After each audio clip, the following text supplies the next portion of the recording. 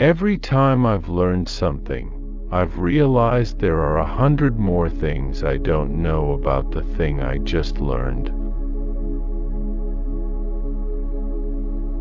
One truth that I know for sure, for me anyway, is that the more you know, the more you realize that you don't know. Speak up when you're supposed to, as opposed to trying to write prescriptions for the way people should live. You should do what you're supposed to do and hope that that ripples out. It's the sense of touch. In any real city, you walk, you know. You brush past people, people bump into you. In LA, nobody touches you. We're always behind this metal and glass. I think we miss that touch so much that we crash into each other just so we can feel something.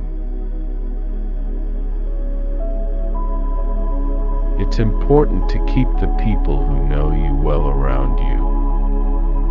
It helps center you.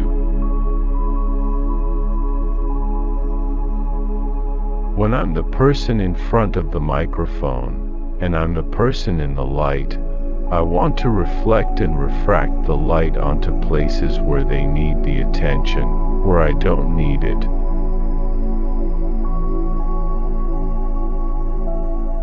We're really trying to give people the ability to go into a darkened room and have a couple hours of just pure enjoyment.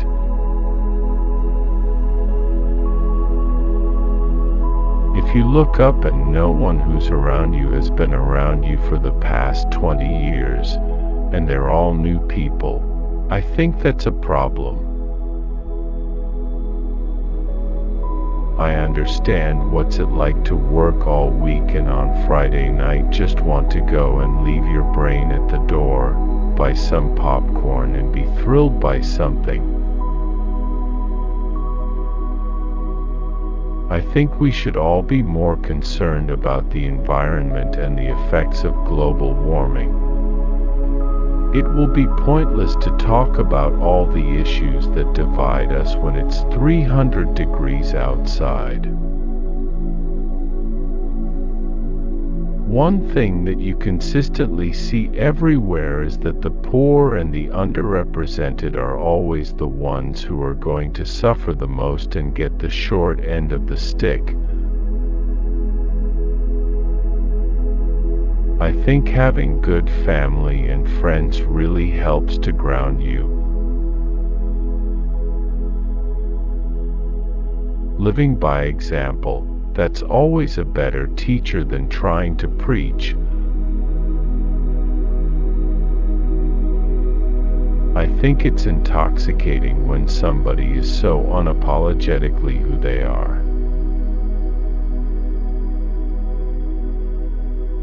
I think that it's much more important to do than to say. And you learn that a lot from your kids, who are watching you, you know. I also believe that you are what you have to defend, and if you're a black man, that's always going to be the bar against which you are judged, whether you want to align yourself with those themes or not. You can think of yourself as a colorless person, but nobody else is gonna.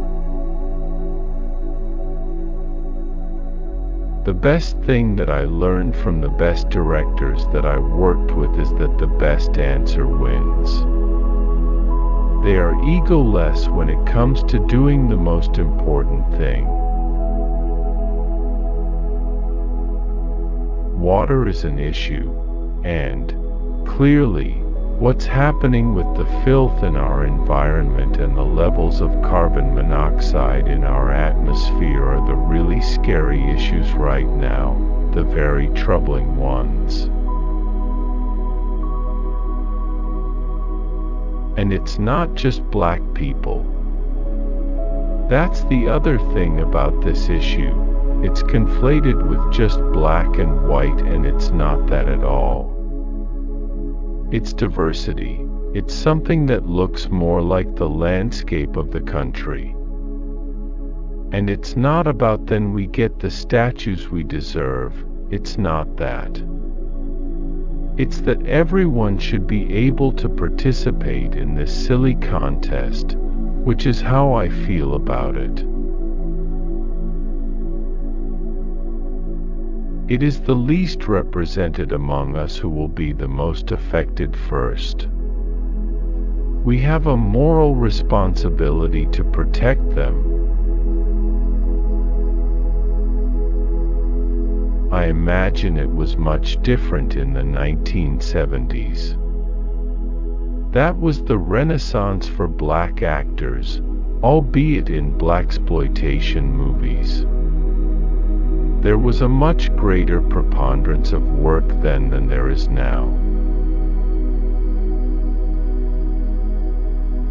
If anyone ever said biopic, I would say, it's not a biopic. We're fighting uphill against the weight of history. I was like, why don't we just call it historical fiction? I think if you're going to read reviews, you have to just concede that they are all right. And I think I read two very diametrically opposed reviews about my movie, and I had to go, yeah, I agree with both of them. We're not talking about you scored more points than me and I know that you won and I lost. Those are clear results. This is about people's opinions and their subjective takes on things. People that sometimes haven't seen all of the movies they're voting on. I've never been a part of a film before that offers such a platform into real issues, that raises social awareness and has the potential to change things. Now is a good time. 10 years ago would have been a good time. And 10 years from now it will still be a good time to see a dynamic, entertaining movie that's wall-to-wall Miles Davis, where the music will hopefully spark some desire to know more about the man. People have always been obsessed by celebrities. There are just more outlets and opportunities to make a living exploiting that obsession nowadays.